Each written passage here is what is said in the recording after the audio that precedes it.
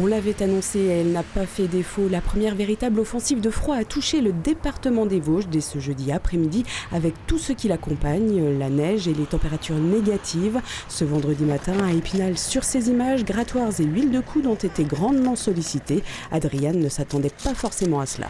En Roumanie d'où je suis, oui, il neige comme ça souvent. Mais franchement, je n'étais pas prête pour ça ici.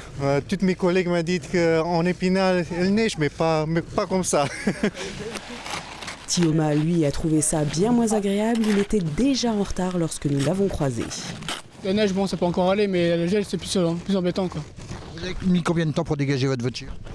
Voilà, ça fait peut-être un quart d'heure que j'y suis. Un quart d'heure, voilà. Bon, c'est ce qu'il faut, hein, enfin, voilà. En espérant que ça va pas être ça tous les jours. Il aurait certainement préféré rester au chaud. Gérard, de son côté, a ressorti la pelle à neige. Pas vraiment le choix. Puisqu'on a la responsabilité du trottoir qui est contigu à notre propriété, donc je fais ce qui est prévu. Vous aviez déjà vu un mois de novembre comme ça? Oh oui, souvent. Souvent, on allait à Édoual, pas loin d'ici, fêter l'anniversaire de ma petite sœur. Elle est née le 17 novembre et souvent, il y avait de la neige sur la route. Dans les Vosges, il est tombé jusque 15 cm de neige par endroit. Côté circulation, les automobilistes ont donc privilégié la prudence.